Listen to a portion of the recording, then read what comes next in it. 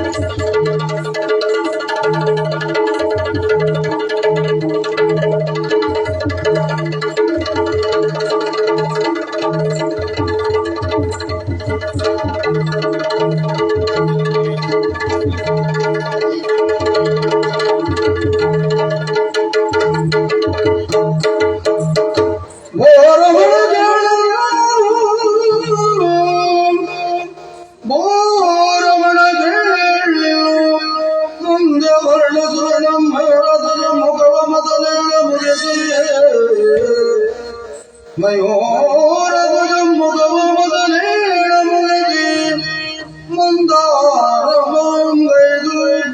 ಕುದುರೆಯಂ ಬೆಟ್ಟರಲ್ಲಿ ಜಸುದನ ರಕ್ಷೆಯಿಂದ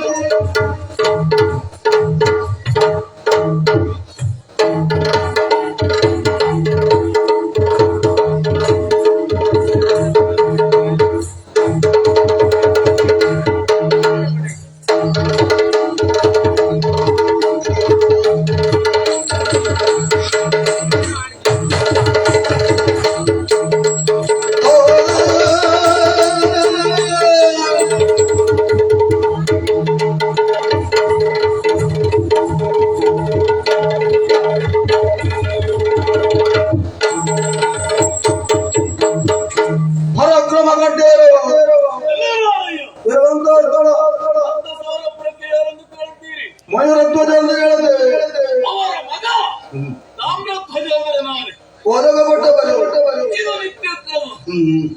ಓ ಅಮಾತ್ಯ ನಕಲಧ್ವಜ, ಯಾವ ಮಕ್ಕಳೇ ಆಗಲಿ ತಂದೆ ತಾಯಿಗಳ ಆಶೋತ್ತರವನ್ನು ಈಡೇರಿಸಬೇಕಾದ್ದು ಸತ್ಪುತ್ರರಿಗೆ ಕರ್ತವ್ಯವಲ್ಲವೇ? ನಮ್ಮ ಉದ್ದೇಶ ಏನು? ನಮ್ಮ ತಂದೆಯವರ ಆಶೋತ್ತರ ಏನು? ಹೇಳಿ ಕೇಳಿ ಇದು ದ್ವಾಪರಾಯುಗ. ಭಗವಾನ್ ನಾರಾಯಣನೇ ಕೃಷ್ಣಾವತಾರಿಯಾಗಿ ಧರೆಗಿಳಿದಿದ್ದಾನೆ ಎಂಬ ವರ್ತಮಾನ ಗೊತ್ತಾಯಿತು ನಮ್ಮ ಅಪ್ಪನಿಗೆ. ಆತನನ್ನು ಪ್ರತ್ಯಕ್ಷವಾಗಿ ಕಾಣಬೇಕು, ನಮ್ಮ ಜೀವನ ಸಾರ್ಥಕಗೊಳಿಸಿಕೊಳ್ಳಬೇಕು ಎಂಬ ಕಾರಣಕ್ಕಾಗಿ ಈವರೆಗೆ ಕೆಲವು ಯಜ್ಞಗಳನ್ನು ಮಾಡಿದ ಹಾಗಾಯಿತು. ಇನ್ನು ಇದು ಮತ್ತೊಂದು ಅಶ್ವಮೇಧ ಯಾಗವನ್ನು ಕೈಗೊಂಡಿದ್ದಾರೆ. ಆ ಅಶ್ವಮೇಧ ಯಾಗಕ್ಕೆ ಮಗನಾದಂತಹ ತಾಮ್ರಧ್ವಜನೇ ನೇತಾರನಾಗಿ ಇರಬೇಕು ಎನ್ನುವುದಾಗಿ ಆಶೀರ್ವಚನವನ್ನಿತ್ತು ಮಂತ್ರಾಕ್ಷತೆಯನ್ನು ಕೊಟ್ಟರಲ್ಲ. ಇದು ಚತುರಂಗ ಬಲ ಸಿದ್ಧವಾಗಿದೆ ತಾನೆ, ಕುದುರೆ ಸಿದ್ಧವಾಗಿದೆ ತಾನೆ. ಅವಯಲ್ಲಿ ಹೋದ ಕುದುರೆ ಕಾಯುವವ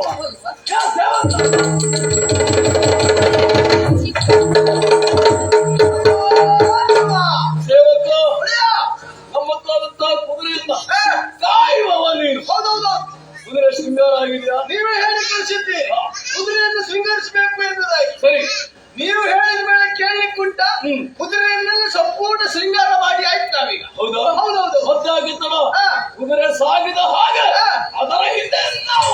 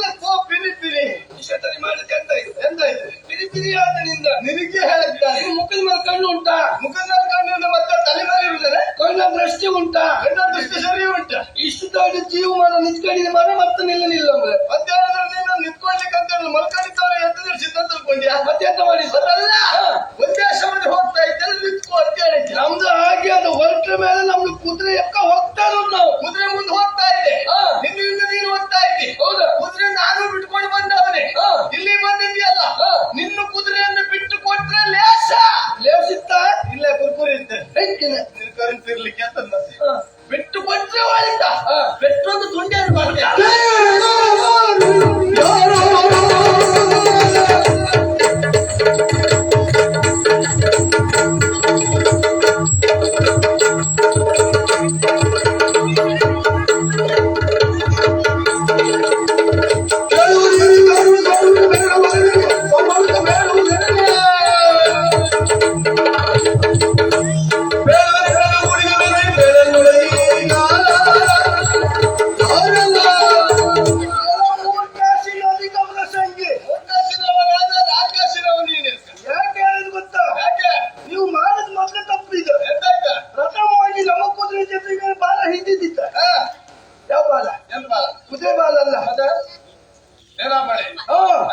ನಮ್ಮ ಒಡೆಯ ಪಾರ್ಥನ ಬಲ ಹಿಂದಿರುವಾಗ ಈಗ ನನ್ನ ಎದುರು ಬಂದ್ಕೊಂಡ ನನಗೆ ಹೇಳ್ತೀಯ ಒಂದು ಮುಷ್ಟಿ ಬಿಟ್ಟ ಅಂದ್ರೆ ಸ್ವಲ್ಪ ಪಡ ಉದ್ರಪ್ಪ ಅಂತ ಹೇಳಿದ್ರೆ ನೀವು ಬಿಟ್ಕೊಡುದಿಲ್ಲ. ಇಲ್ಲ ಬಿಡ್ಬೇಕು ಬಿಡು ಮಗ ನನ್ನಲ್ಲ ಏನಂತ ನೋಡು ನೋಡಪ್ಪ.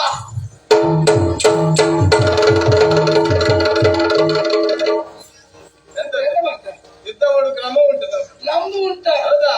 ಮತ್ತೆ ಇಡ್ಲಿಕ್ಕೆಲ್ಲ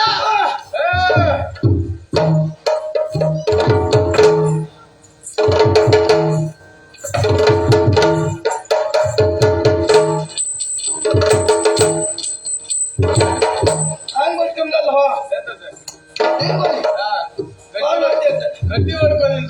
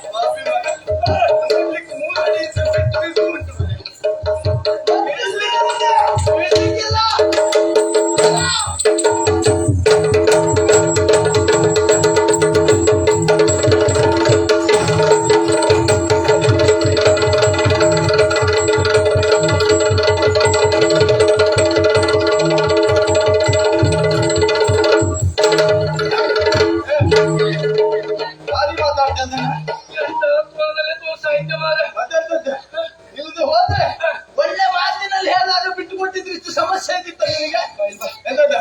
ಸುಮ್ನೆ ನಮ್ಮ ಹೊರ್ಕಂಬದೆಲ್ಲ ಬೇಡ, ಹೊಂದಾಣಿಕೆ ಮಾಡ್ಕೊಂಬ.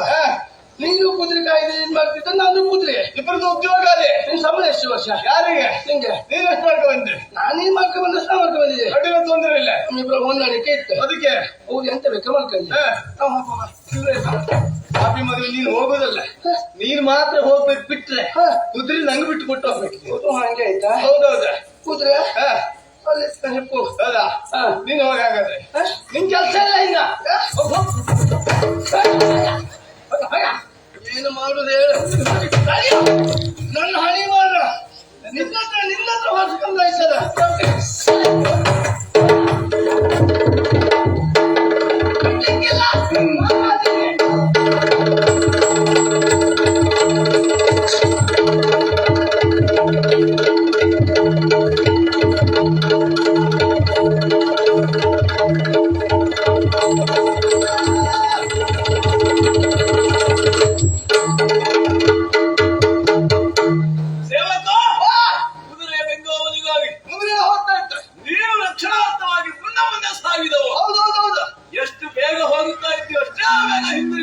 ಬಂದಿದ್ದೇನೆ, ಕಾಣುತ್ತಾ ಇದ್ದೇನೆ.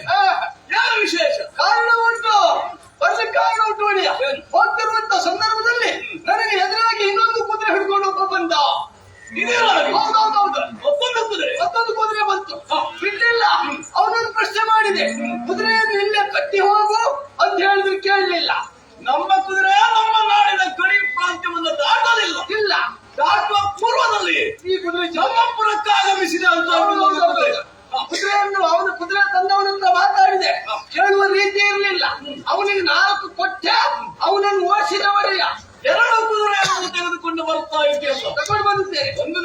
ಆಯ್ತು. ಹೌದೌದು. ಇನ್ನೊಂದು ಕುದುರೆ, ಮತ್ತೊಂದು ಕುದುರೆಯನ್ನು ಹಿಡ್ಕೊಂಡು ಬಂದಿದ್ದೇನೆ. ಕೇವಲ ಕುದುರೆ ಮಾತ್ರವಾ? ಅಲ್ಲ ಮಳೆಯ ಅದೇನು? ಕುದುರೆಯ ಹಣೆಯಲ್ಲಿ ಲೇಪನ ಇತ್ತು, ಅದನ್ನು ಕೂಡ ಕೊಂಡು ಬಂದಿದ್ದೇನೆ. ಆಗಲಿ. ಹೌದೌದು. ನಾನು ಹೇಳುವ ಪೂರ್ವದಲ್ಲಿ ಹಾ. ನನ್ನ ಮನಸ್ಥಿತಿ ಏನೆಂಬುದಾಗಿ ಚೆನ್ನಾಗಿ ತಿಳಿದುಕೊಂಡು ಹಾ. ಬಿಡಿಸಿಕೊಂಡೇ ಬಂದಿದ್ದೀಯ. ಹೌದೌದು. ನೋಡು, ಹಿಡ್ಕೊಂಡು ಬಂದಿದ್ದೇನೆ. ಹಾ. ನಾನು ವಾಚಿಸುವುದಲ್ಲ. ಮತ್ತೆ ಇದು ಅಮಾತ್ಯ ನಕುಲಧ್ವಜರಿದ್ದಾರೆ. ಹೌದೌದು, ಬಂಧುಗಳಿದ್ದಾರೆ. ಮದುವೆ ತಗೊಳ್ಳಿ ಇದು ನಮಗೆ. ಆಯ್ತು, ಬೇಕಾದ ಕರೀತೇನೆ. ಅಮಾತ್ಯ ನಕುಲಧ್ವಜ ನಮ್ಮ ನಾಡಿಗೆ ಇದರಾಗಿ ಇನ್ನೊಂದು ಕುದುರೆ ಬಂದಿದೆ ಅಂತ ಆಯ್ತು. ಯಜ್ಞಾಶ್ವ ಎನ್ನುವುದರಲ್ಲಿ ಅನುಮಾನವೇ ಇಲ್ಲ. ಒಂದು ರೀತಿಯ ಸಂಶಯ. ಆದ್ದರಿಂದ ಕಾಲಲಿಖಿತವನ್ನ ಏನು ಅಂತ ಎಲ್ಲವರಿಗೂ ತಿಳಿಯುವ ಹಾಗೆ ವಾಚಿಸಿ ನೋಡೋಣ.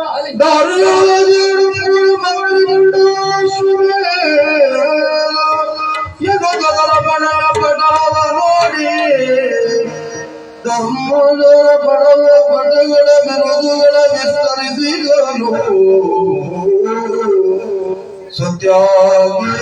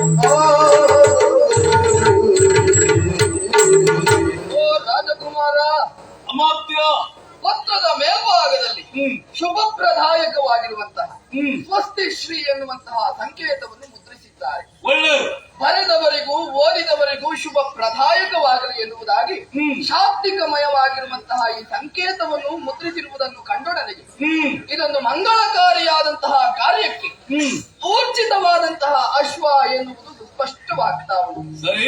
ಬಹಳ ಕ್ರಮಬದ್ಧವಾದಂತಹ ಅಕ್ಷರ ಜೋಡಣೆ ಎನ್ನುವುದು ಈ ಪತ್ರದಲ್ಲಿ ವ್ಯಕ್ತಗೊಳ್ಳುತ್ತಾ ಉಂಟು. ಒಳ್ಳೆ ಯಾವುದೇ ಒಂದು ವಿಚಾರ ಸರಣಿಯನ್ನ ಶಾಬ್ದಿಕ ರೂಪದಲ್ಲಿ ಇಳಿಸುವಾಗ 3 ಮುಖ್ಯ ವಿಭಾಗಗಳೆನ್ನುವುದು ಅತಿ ಅವಶ್ಯಕವಂತೆ. ಯಾವುದು? ಪೀಠಿಕೆ, ಪ್ರಧಾನ ವಿಚಾರ, ಆತ್ಯಂತಿಕವಾಗಿ ಉಪಸಂಹಾರ.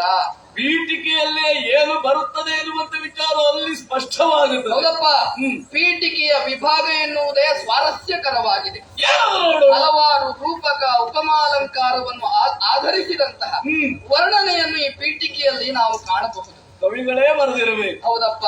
ವಿಶೇಷವಾದಂತಹ ವ್ಯಾಕರಣ ಶ್ರುತಿಯನ್ನು ಹೊಂದಿರುವಂತಹ ವಾಕ್ಪಟುಗಳೇ ತಮ್ಮ ಸ್ವಹಸ್ತದಿಂದ ಇದನ್ನು ರಚಿಸಿದ್ದಾರೆ ಎನ್ನುವುದರಲ್ಲಿ ಯಾವುದೇ ಅನುಮಾನ ಇಲ್ಲ. ಸರಿ. ಈಗ ಕೆಸರಿನಲ್ಲಿ ಹುಟ್ಟಿರುವುದು ಕಮಲವಂತೆ. ಹಾ. ಈ ಪುರೋಗತಿಗೆ ಸೂಚಕವೆಂದೆನಿಸಿಕೊಂಡಂತಹ ಕಮಲದಲ್ಲಿ ಸಂಧಿಸಿದವ ಸೃಷ್ಟಿಕರ್ತನಾದಂತಹ ಬ್ರಹ್ಮದೇವ. ಹಾ.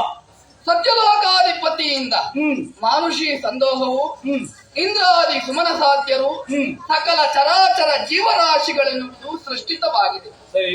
ಆ ಸರ್ವರಿಂದಲೂ ವಿಶಿಷ್ಟವಾದಂತಹ ಮಾನ್ಯತೆಯನ್ನು ಹೊಂದಿರುವಂತಹ ಆರಾಧನೆಯ ಪರಿಕ್ರಮವನ್ನು ಪಡೆದುಕೊಳ್ಳುತ್ತಾ ಇರುವಂತಹ ಸರ್ವೋತ್ತಮನೆಂದೆನಿಸಿಕೊಂಡವನು ವೈಕುಂಠಾಧಿಪತಿಯಾದಂತಹ ಶ್ರೀಮನ್ನಾರಾಯಣ. ಓಹೋ. ಪ್ರಸ್ತುತ ಸಂದರ್ಭದಲ್ಲಿ ಆ ಶ್ರೀಮನ್ನಾರಾಯಣನೇ ವಿಶಿಷ್ಟವಾದಂತಹ ತತ್ವಾದರ್ಶವನ್ನು ಸಕಾಮನೆಯನ್ನೆನಿಸಿಕೊಂಡು ದೇವಕಿ ನಂದನನಾಗಿ ಧರೆಯಲ್ಲಿ ಅವತರಿಸಿದ್ದಾನೆ. ಕೃಷ್ಣ ರೂಪಿನಿಂದ. ಹೌದಪ್ಪ. ಇದು ಎಲ್ಲರಿಗೂ ಗೊತ್ತಿರುವಂತಹ ವಿಚಾರ. ಸರಿ. ಕೃಷ್ಣಸ್ತು ಭಗವಾನ್ ಸ್ವಯಂ ಎನ್ನುವುದಾಗಿ ಭಾಗವತೋತ್ತಮರೇ ಸಾರಿದ್ದಾರೆ. ಅಂತಹ ಶ್ರೀಕೃಷ್ಣನ ಪೂರ್ಣಾನುಗ್ರಹಕ್ಕೆ ಭಾಜನರಾದವರು ಅನವರತವು ಅವರ ಚರಣ ಕಿಂಕರರೆಂದೆನಿಸಿಕೊಂಡಂತಹ ನಾವು ಅಂತವರು ಯಾರು?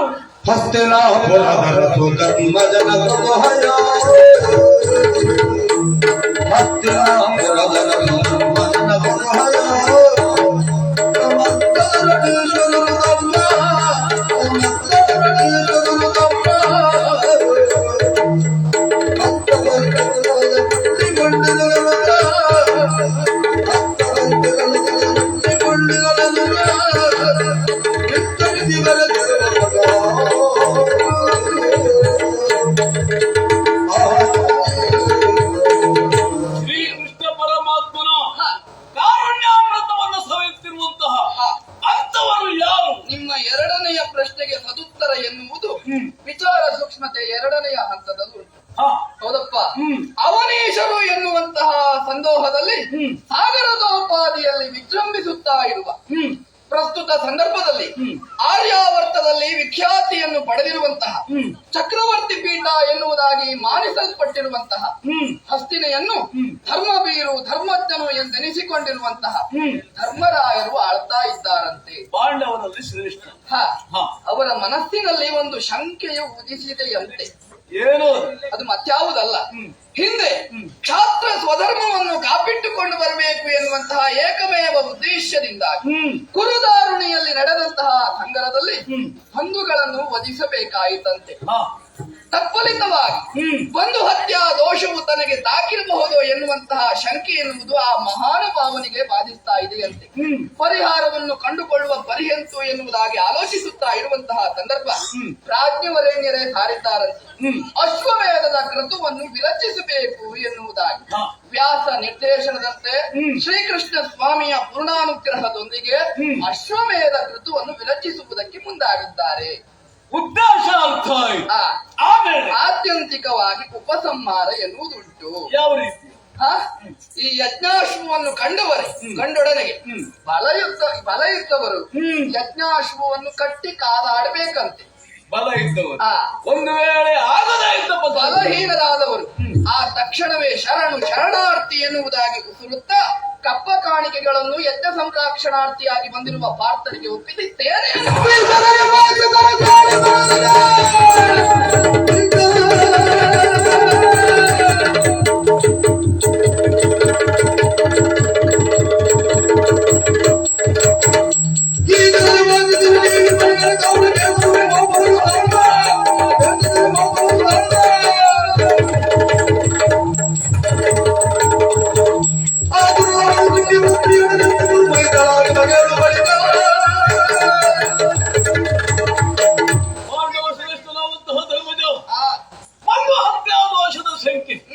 ನಿವಾರಣೆಗೆ ವ್ಯಾಸ ನಿರ್ದೇಶನವಾದಂತಹ ಶ್ರೀಕೃಷ್ಣ ಸ್ವಾಮಿಯ ಪುನಃನುಗ್ರಹದೊಂದಿಗೆ ಅಶ್ವಮೇಧ ಮಹತ್ವಾಕ್ಷರದಲ್ಲಿ ಬರೆದಿದ್ದಾರೆ. ಹೌದಾ?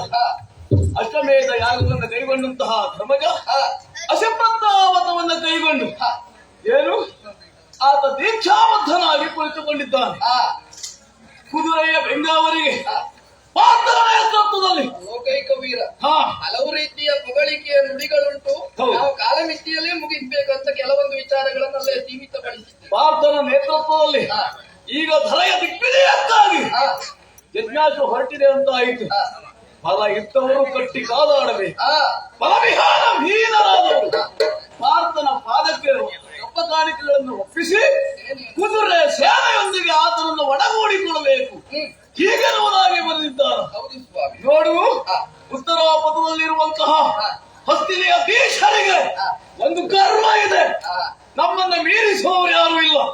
ನಮ್ಮ ವಿಕ್ರಮಕ್ಕೆ ಸರಿಸಾಟಿಯಾದವರು ಈ ಆರ್ಯಾವರ್ತದಲ್ಲಿ ಯಾರು ಇಲ್ಲ ಎನ್ನುವಂತಹ ಹೈಭಾವ ಬಹುತೇಕ ಪಾಂಡವರ ನೆತ್ತಿಗಡರಿದೆ ಎನ್ನುವುದರಲ್ಲಿ ಅನುಮಾನ ಇಲ್ಲ. ನಾವು ಕಾಣಿಸಬೇಡವೆ? ದಕ್ಷಿಣದಲ್ಲಿಯೂ ನಮ್ಮಂತ ಪ್ರತಿಭಾವಿತರಿದ್ದಾರೆ, ಬಲಶಾಲಿಗಳಿದ್ದಾರೆ ಎಂಬುದು ನಾವು ಅವರಿಗೆ ಮನನ ಮಾಡಿವೆ. ಆದ್ದರಿಂದ ಕೇಳಯ್ಯ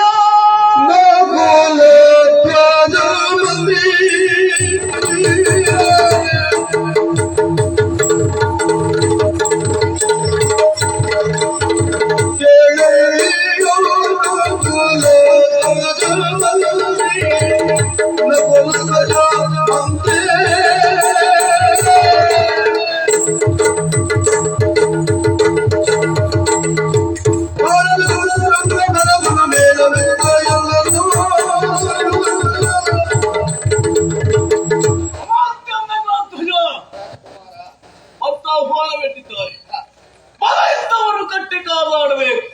ಯಾವ ಬಲ? ಕೇವಲ ದೇಹ ಬಲ ಅಂತ ಅಲ್ಲ ಅದರ ಅರ್ಥ. ಆನೆ ಸೇನೆ ಮಂದಿ ಮಾರುಬಲ, ಚತುರಂಗ ಇದ್ದವರು ಕಟ್ಟಿ ಕಾದಾಡಬೇಕು. ಅದಲ್ಲ ಅಂತಾದರೆ ಲಿಂಗಾವಲಿಗೆ ಬಂದಂತಹ ಪಾತ್ರನೊಡನೆ ಹೋರಾಟ ಮಾಡಲಾರದಿದ್ದರೆ ಶರಣ ಬಂದು ಅವನನ್ನು ಸೇರಿಕೊಳ್ಳಬೇಕು. ಇದು ಯೋಚಿಸುವಾಗ ನನ್ನ ಪಾಲಿನ ಭಾಗ್ಯೋದಯ ಅನುಮಾನವೇ ಇಲ್ಲ. ಕಾರಣ ಏನು? ಇದು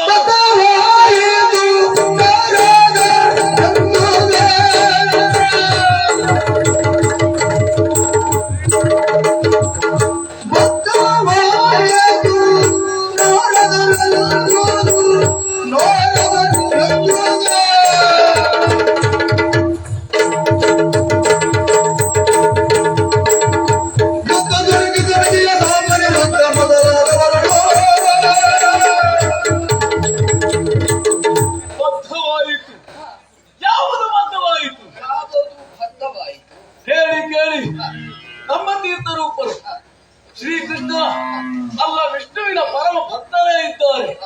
ನಾವು ಅಷ್ಟೇ ಪರಮ ವೈಷ್ಣವರೇ ಇದ್ದೇವೆ. ನಮ್ಮ ಅಪ್ಪ ಕೇಳಿದ್ದಾನೆ, ಶ್ರೀಕೃಷ್ಣ ಪರಮಾತ್ಮ ಧರೆಗೆ ಅವತರಿಸಿದ್ದಾನೆ.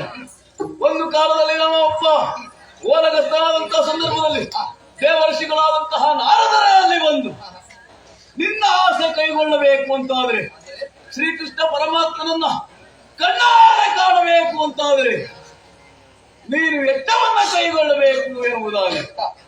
ಆದ್ದರಿಂದ ನೋಡು ಎಂತಹ ಯೋಗ ನೋಡು. ಶ್ರೀಕೃಷ್ಣ ಪರಮಾತ್ಮನನ್ನು ನಾವು ಬರೆಸಿಕೊಳ್ಬೇಕು. ಸುಮ್ಮನೆ ಬರೆಸಿಕೊಳ್ಳಿಕ್ಕಾಗುತ್ತದ? ಚತುರಂಗ ಫಲ ಸಿದ್ಧವಾಗಿ ಬಂದಿದೆ. ಇದರಾಗುವಂತಹ ಸಾಮಾನ್ಯರಲ್ಲ.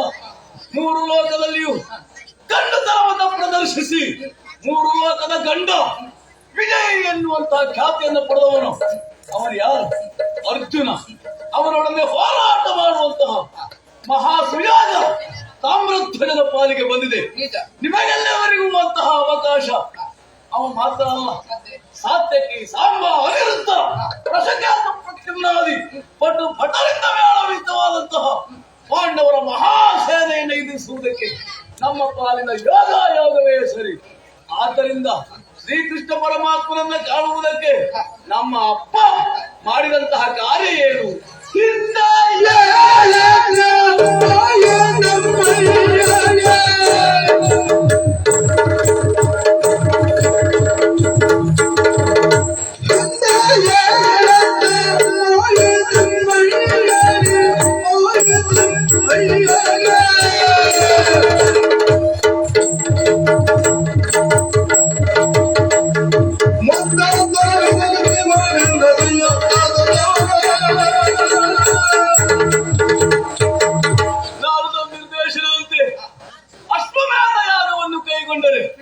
ಒಂದಲ್ಲ ಒಂದು ದಿನ ಶ್ರೀಕೃಷ್ಣ ಪರಮಾತ್ಮನ ದರ್ಶನ ಭಾಗ್ಯ ಸಿಗುತ್ತದೆ ಎನ್ನುವುದಾಗಿ ಆ ದಶೆಯಲ್ಲಿ ನಮ್ಮಪ್ಪನವರು ಒಂದಲ್ಲ ಎರಡಲ್ಲ ಈವರೆಗೆ 7 ಅಶ್ವಮೇಧ ಯಾಗ ಈವರೆಗೆ ಯಾರು ಮಾಡಿದವರಿಲ್ಲ.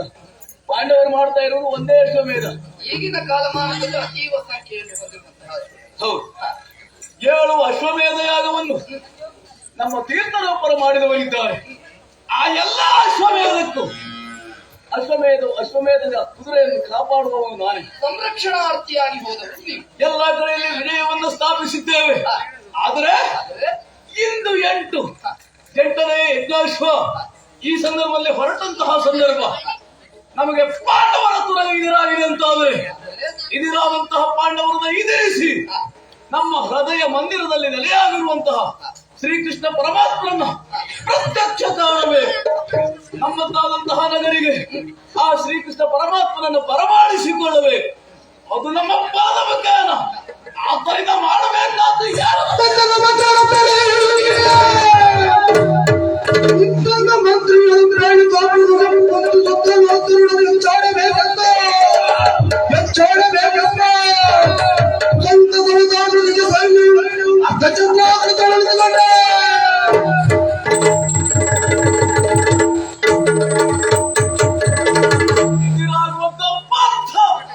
ಆತನ ಬಲವಾದಂತಹ ಸೇನಾ ಬಲವನ್ನು ಎದುರಿಸುವುದಕ್ಕೆ ಬೇಕಾಗಿ ನಾವು ಸರ್ವ ಸನ್ನದ್ಧತೆಯಿಂದ ಇರಬೇಕು. ಆದ್ದರಿಂದ ಬಲವಾದಂತಹ ನಮ್ಮ ಸೇನೆಯನ್ನ ಅರ್ಥಚಂದ್ರಾಕೃತಿಯಲ್ಲಿ ನಿರ್ಮಿಸಬೇಕು. ಸೇನೆಯ ತನ್ಮಧ್ಯೆ ನಮ್ಮದಾದಂತಹ ಕುದುರೆ ಹೇಗೂ ನಮ್ಮ ಲಾಯದಲ್ಲುಂಟು. ಅವರ ಕುದುರೆಯನ್ನ ಸೇನೆಯ ಮಧ್ಯದಲ್ಲಿ ಕಟ್ಟಿ ಯಾವ ಪಾರ್ಥ ಬರುತ್ತಾನೆ ಅವನ ಬಲ ಎಷ್ಟೊತ್ತಿಗೆ ಎದುರಾಗುತ್ತದೆ ಎಂಬ ನಿರೀಕ್ಷೆಯಲ್ಲಿ ನಾವಿರೋಣ. ಕುದುರೆ ಕಟ್ಟಿದಂತಹ ವಿಷಯ ಪಾರ್ಥನಿಗೆ ತಿಳಿಯುವುದಕ್ಕೆ ಬೇಕಾಗಿ ಚಾರನ್ನು ಅಟ್ಟುತ್ತೇನೆ, ನೋಡೋಣ ಏನು.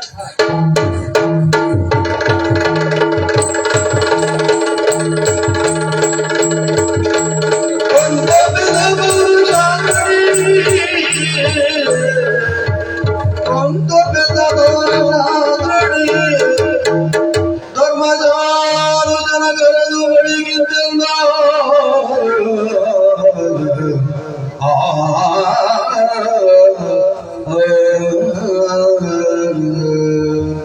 ದೇವನಾದರೂ ಮಾನವ ತತ್ವವನ್ನೇ ಆಧರಿಸಿಕೊಂಡವರು ಈ ದ್ವಾಪರ ಯುಗದಲ್ಲಿ ನಾನು ಮಾಡುವಂತ ಧರ್ಮಯಜ್ಞಕ್ಕೆ ಆಯ್ಕೆ ಮಾಡಿಕೊಂಡಿದ್ದು 5 ಮಂದಿ ಪಾಂಡವರನ್ನು. ಅದರಲ್ಲೂ ನನ್ನ ಕೈಯ ಆಯುಧವಾಗಿ ಬಳಸಿಕೊಂಡದ್ದು ಮಧ್ಯಮ ಪಾಂಡವಿ ಎಂದೆನಿಸಿಕೊಂಡಂತ ಅರ್ಜುನನನ್ನು. ದಾಯಾದಿ ಮಸ್ತದಿಂದ ನಡೆದು ಹೋಯಿತು ಕುರುಕ್ಷೇತ್ರ ಕದನವೆನ್ನು. ತತ್ಪರಿಣಾಮ ಬಂಧು ಹತ್ಯೆ ಎನ್ನುವ ಬಾಧೆಗೆ ಒಳಗಾಗಿರುವಂತಹ ಪಾಂಡವರು ವ್ಯಾಸರ ನಿರ್ದೇಶನದಿಂದ ನನ್ನ ಮಾರ್ಗದರ್ಶನವನ್ನು ಹೂಡಿಕೊಂಡು ಮಾಡಿದ್ದು ಅಶ್ವಮೇಧದ ಯಾಗ. ಎಲ್ಲ ಕಡೆಯನ್ನು ಪ್ರವೇಶ ಮಾಡಿದಂತ ಅಶ್ವವೆನ್ನುವುದು ಚಂಪಕಾವತಿಯನ್ನ ಸೇರಿತು. ಅಲ್ಲಿ ನನ್ನ ಭಕ್ತನ ನೆನೆಸಿಕೊಂಡಂತ ಸುಧನ್ವ ಕುದುರೆಯನ್ನ ಕಟ್ಟಿದ.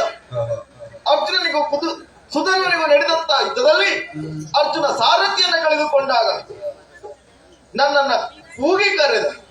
ಆ ಸಂದರ್ಭದಲ್ಲಿ ಅವನ ಪಾಲಿಗೆ ಸಾರಥಿಯಾಗಿ ಅವರ ಜೊತೆಯಲ್ಲೇ ಮುನ್ನಡೆದವನ.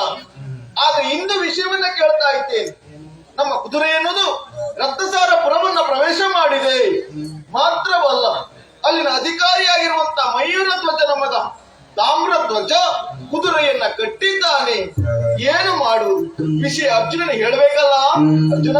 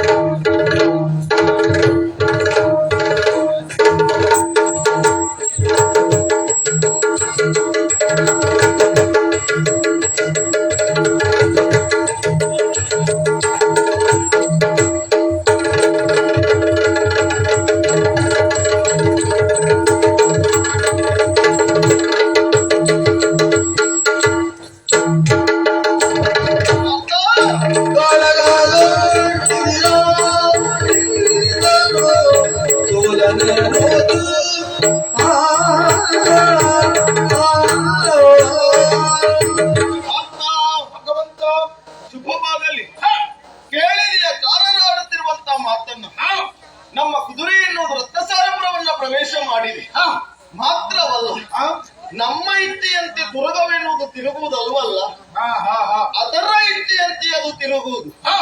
ಆದ್ರೆ ಇದುವರೆಗೂ ನಾವು ಕೈಗೊಂಡ ಕಾರ್ಯದಲ್ಲಿ ಯಶಸ್ಸನ್ನ ಕಂಡವರು ಈಗ ನನಗನಿಸ್ತಾ ಉಂಟು, ಏನು ಯಾವುದೋ ವಿಘ್ನವೆನ್ನುವುದು ಸಂಭವಿಸುವ ಮುನ್ಸೂಚನೆ ಎನ್ನುವುದು ನನಗೆ ಎಚ್ಚರಿಕೆಯನ್ನು ಕೊಡ್ತಾ ಉಂಟು. ಯಾವ ರೀತಿಯಲ್ಲಿ?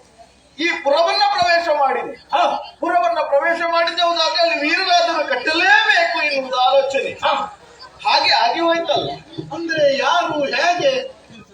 ಇಲ್ಲಿನ ಅಧಿಕಾರಿ ತಾಮ್ರಧ್ವಜ, ಮಯೂರಧ್ವಜ, ಅವನ ಪ್ರೀತಿಯ ಸುಕುಮಾರ ತಾಮ್ರಧ್ವಜನೆನ್ನುವಂತ ವೀರನಿದ್ದಾನೆ.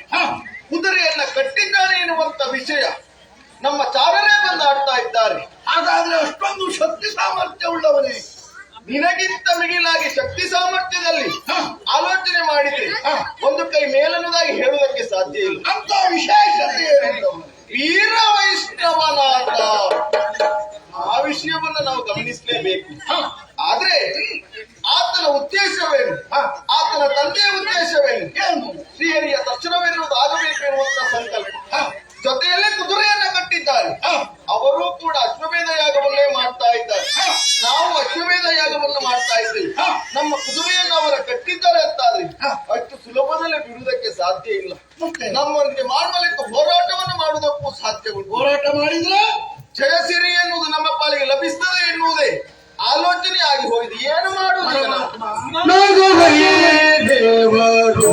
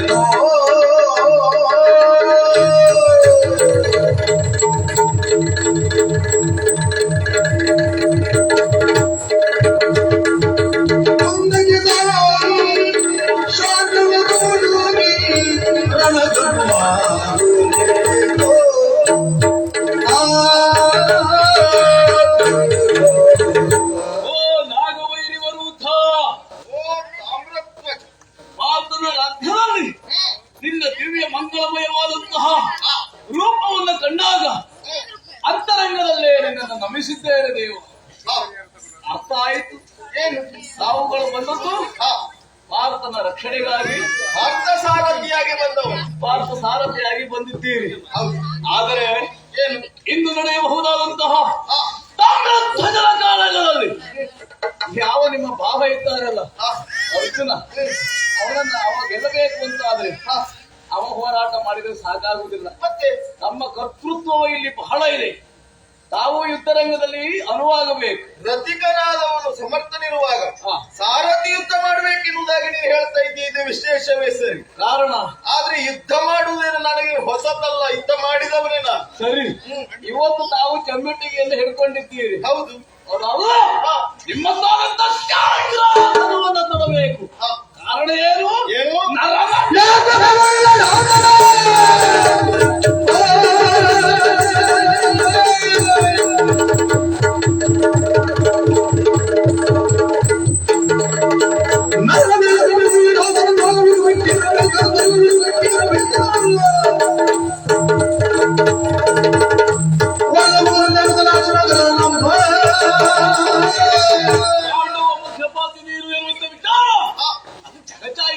ಪಾಂಡವ ಪಕ್ಷಪಾತಿ ಅನ್ನೋದಕ್ಕಿಂತ ನಾನು ಧರ್ಮ ಪಕ್ಷಪಾತಿ ಅಂತ ಹೇಳ್ಬೋದು. ಅದಾದ್ರೂ ಒಳ್ಳೇದು. ಒಂದ್ ವೇಳೆ ಮಮ ಪ್ರಾಣಾಹಿ ಪಾಂಡವಾಹ, ಹೌದು, ಮಾತು ಕೊಟ್ಟಿದ್ದೆ. ನನ್ನ ಪ್ರಾಣದಂತೆ 5 ಮಂದಿ ಪಾಂಡವರು ಉಳಿಸಿಕೊಡ್ತೇನೆ ಎಂಬುದಾಗಿ ಕುಂತಿದ್ದೇವೆ, ಮಾತು ಕೊಟ್ಟಿದ್ದೆ. ಆದ್ದರಿಂದ ಎಚ್ಚರಿಕೆ ಮಾಡುವುದು, ನೆನಪಿಸುವುದು. ಹೌದಾ?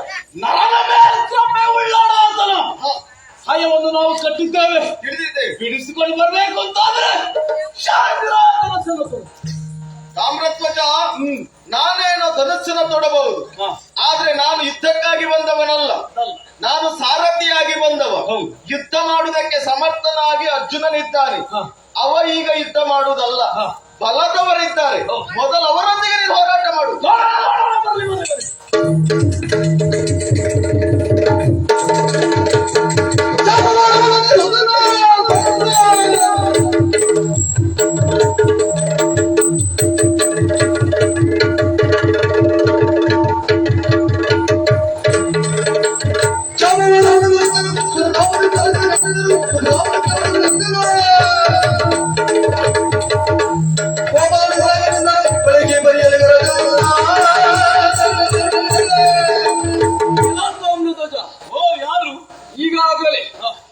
ಆದರೂ ನಾನು ಸಾಮಾನ್ಯದವನಲ್ಲ, ಅಸಾಮಾನ್ಯ ವ್ಯಕ್ತಿಯನ್ನು ತಿಳಿದುಕೊಳ್ಳಬಹುದು. ಯಾರು? ಅನಿರುದ್ಧ ಎನ್ನುವುದಾಗಿ. ಓ, ದೇವರ ಮಗ. ಹೌದಪ್ಪ. ಆದ್ರೆ ಈಗಾಗಲೇ ನಿನ್ನ ವರ್ತಮಾನವನ್ನು ಕೇಳಿ ಬಂದವ ನಾನಿದ್ದೇನೆ. ಹೇಳ್ತಿದೆ, ಯಜ್ಞಾಶ್ವವನ್ನು ಕಟ್ಟಿಕೊಂಡವ ನೀನು. ಒಳ್ಳೆ ಮಾತಿನಿಂದ ಹೇಳ್ತೇನೆ, ತಪ್ಪ ಕಾಣಿಕೆಯನ್ನು ಕೊಟ್ಟು ಕ್ಷಮೆಯಾಚಿಸಿದ್ರೆ ಒಳಿತು, ಇಲ್ಲವಂತಾದ್ರೆ ನಿನ್ನ ಕಥೆಯೇ ಬೇರೆ.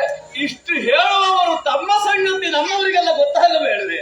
ಏನು? ನಿಮ್ಮ ಹಣೆ ಬರ ಸ್ವಲ್ಪ ಓದಬೇಕಾಗಿದೆ. ಈಗ ಓದು ನೋಡ. ಬಲ್ಲೆ ಬಲ್ಲೆ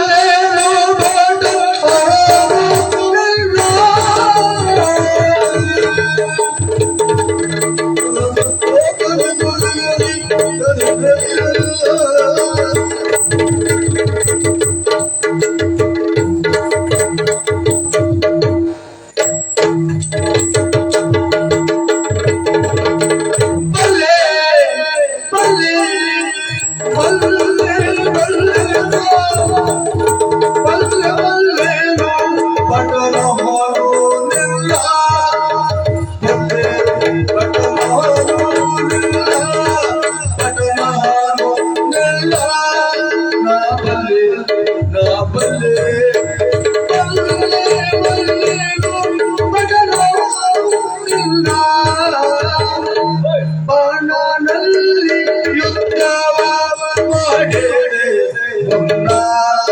ಬಾಣನಲ್ಲಿ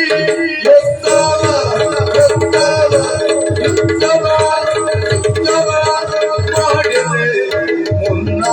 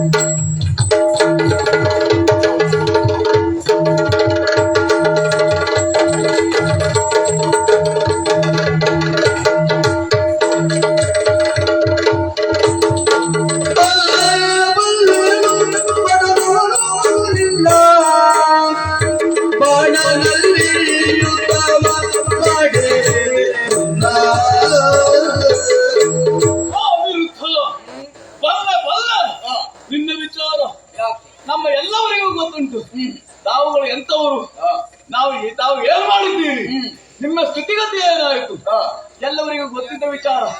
ಆದರೂ ನೆನಪಿಸಬೇಕಾಗಿದೆ ಈ ಸಂದರ್ಭದಲ್ಲಿ. ಯಾಕೆ? ಒಂದು ಕಾಲದಲ್ಲಿ ತಾವುಗಳು ಏನು ಸಾಹಸ ಮಾಡಿದ್ದೀರಿ ಅಮ್ಮ, ಮೆಚ್ಚಲೇಬೇಕು. ಹೌದಪ್ಪ. ಬಾಣಾಸುರನ ಮಗಳು ಉಷಾ ಎಂಬಾಕೆಯ ಪ್ರೇಮ ಪಾಶಕ್ಕೆ ಬಲಿಯಾದವರು ತಾವು. ರಾತ್ರಿ ಕಾಲದಲ್ಲಿ ಯಾರಿಗೂ ಗೊತ್ತಿಲ್ಲದ ಹಾಗೆ ಬಾಣಾಸುರನ ಅರಮನೆಯ ಕೋಣೆಯನ್ನ ಪ್ರವೇಶ ಮಾಡಿದೆ. ಅದರಲ್ಲಿಯೂ ಆ ಉಷಾ ಇರುವಂತಹ ಕೋಣೆ ಅವಳ ಸಖಿಯ ಸಖ್ಯತ್ವವನ್ನು ಮಾಡಿ ಅವಳ ಮುಖೇನವಾಗಿ ಉಷಾ ಇರುವಂತಹ ಏಕಾಂತಕ್ಕೆ ಹೋಗಿ ಮಾನ ಮರ್ಯಾದೆಯ ಬಗೆಗಾಗಿ ಕಿಂಚಿತ್ತು ಯೋಚನೆ ಮಾಡಿದೆ. ಇದು ಆ ಉಷಯಲ್ಲಿ ನಿಮ್ಮದಾದಂತಹ ಪ್ರೇಮ ಸಲ್ಲಾಪ. ಮದುವೆಯಾಗುವ ಪೂರ್ವದಲ್ಲಿ ಇಂತಹ ವ್ಯವಹಾರ ಮಾಡುವುದು ಮರ್ಯಾದಸ್ಥರ ಲಕ್ಷಣ ಅಲ್ಲ.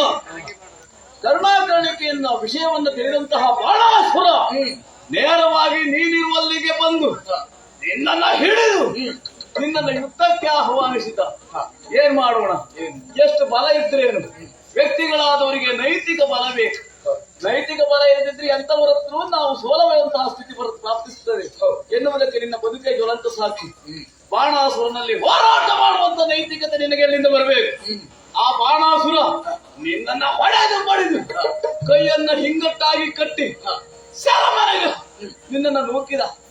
ಹೆಣ್ಣಿನ ಹುಚ್ಚಿನಿಂದ ಸೆರೆಮನೆಯಲ್ಲಿ ಕುಳಿತಂತ ಅನಿರುದ್ಧ ನೀನವನ. ಹೌದಾ?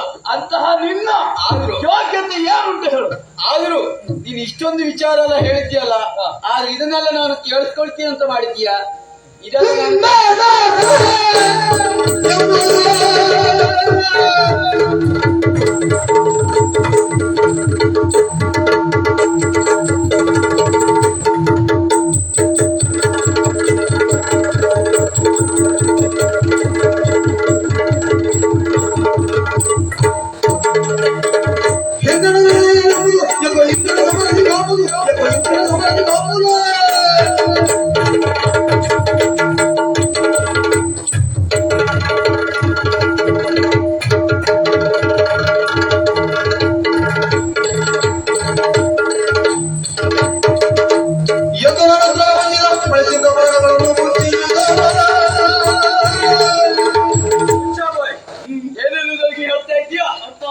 ನನ್ನ ಹಿಂದಿನ ಕಥೆಯನ್ನು ನೀನು ನೆನಪು ಮಾಡ್ತಾ ಇದ್ದೀಯಾ?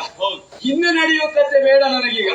ಮುಂದೆ ಏನಾಗ್ತದೆ ಎನ್ನುವುದಾಗಿ ಆ ಮರ್ಯಾದೆ ಹೋಗೋ ಕತೆ, ಹಿಂದಿನ ಕತೆ ಎಲ್ಲ ಬ್ಯಾಡವಿತ್ ಮಾಡಿದ್ದೆಲ್ಲ ಹೇಳಲೇಬಾರದು. ಅದೆಲ್ಲ ಆಗಿ ಹೋದಂತ ವಿಷಯ.